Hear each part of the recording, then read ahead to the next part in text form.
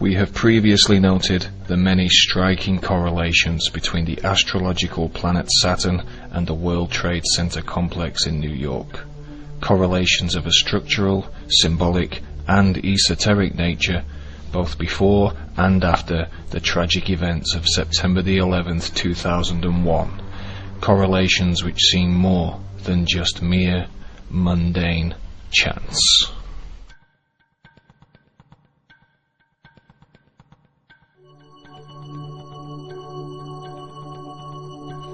Ancient history is replete with symbolic, freestanding twin structures which often depict a deity at their center, or that simply stand as mysterious markers, like a gateway to some other unknown world beyond.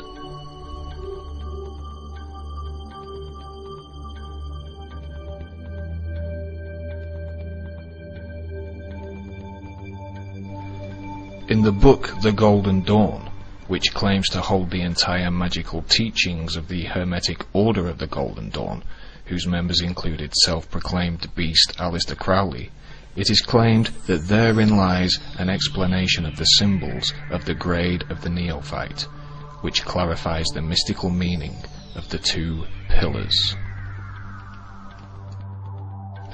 As the book continues, a magical ritual of the two pillars is outlined, and it is explained to the beginner that the mysterious and magical motif of the two pillars have many names and many historical origins.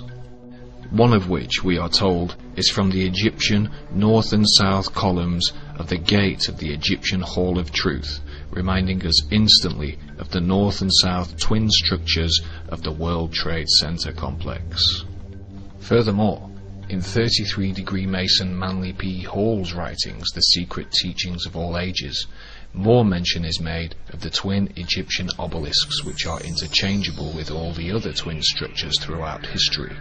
Hall asserts that the obelisks before the sanctuaries of Egypt have the same symbolic import as the biblical twin pillars of Boaz and Jachin of Solomon's Temple, monuments to which can be seen depicted with the as above, so below compass and square motif, symbolic of the seal of Solomon, the magical representation of the planet Saturn, which was in Gemini, astrological sign of the twins, on 9/11/2001.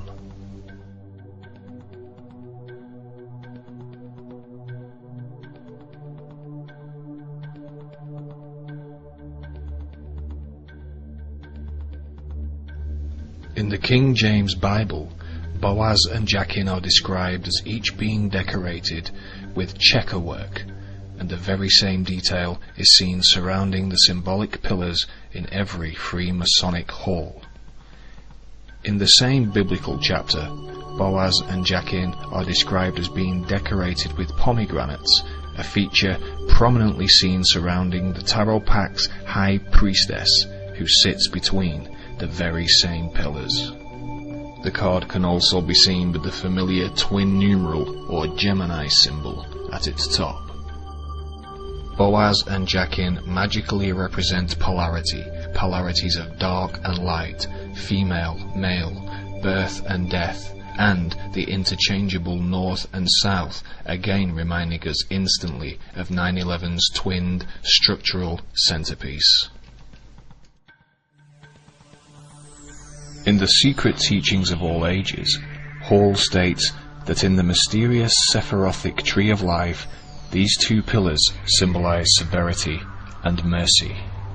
The Tree of Life is, of course, the Kabbalah, a multi-symbolic magical map of consciousness, whose sephira or spheres incorporate the planets of astrology, which are linked by magical paths, each ruled by one of the Tarot Pack's 22 major Arcana cards. The two Masonic pillars Boaz and Jachin are interchangeable with the two outer columns on the Tree of Life, as highlighted here.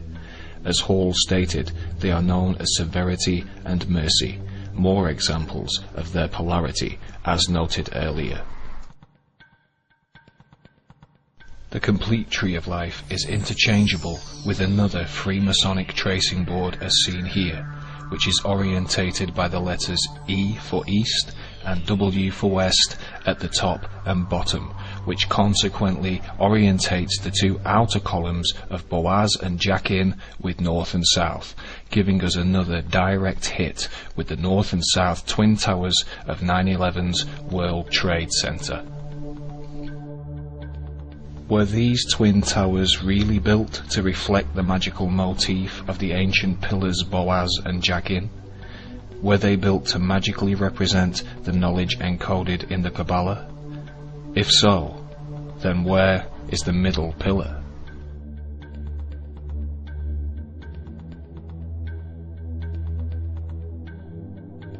At the base of World Trade Center 1 and 2, as well as this strangely Egyptian-looking pyramidal structure, was this, a fountain feature, known locally to lunching New Yorkers as the Sphere. Standing between the two twin towers, the Sphere was commissioned simultaneously as work began at the World Trade Center site in the 1960s, seemingly integral to the complex's original design. The Sphere's actual artistic title is the Great Spherical Caryatid, named by its designer Fritz Koenig.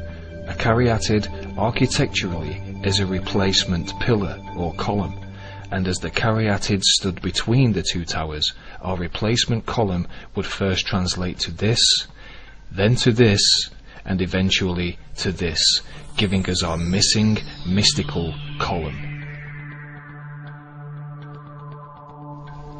Is all this just mere chance, synchronicity, or the result of more than just a little help from a hidden helping hand? When Nelson Rockefeller opened the Twin Towers in 1973, he stated that the Twin Towers were a great marriage of utility and beauty.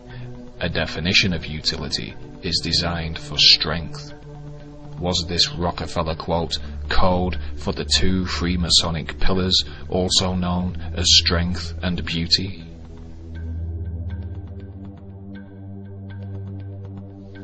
The Great Spherical Caryatid, or symbolic middle pillar, was set to rotate once every 24 hours, the length of an Earth day. It was also made of 52 pieces of bronze, the alloy used to forge the original twin pillars Boaz and Jachin. There are 52 weeks in an Earth year. This gives the caryatid, or middle pillar, a strong resonance with the planet Earth, and on the Tree of Life, the Earth rules the 10th Sephirah, situated at the bottom of the middle pillar. This 10th Sephirah is known as Malkuth, and is said to resonate strongly with the first Sephirah at its opposite extreme, known as Kether. In fact, it is said Kabbalistically of these two spheres that Malkuth is in Kether and Kether is in Malkuth, or, put more simply, as above, so below. They are interchangeable. This leaves us with little doubt that the spherical, symbolic caryatid is the third pillar at the World Trade Center monument to Magick.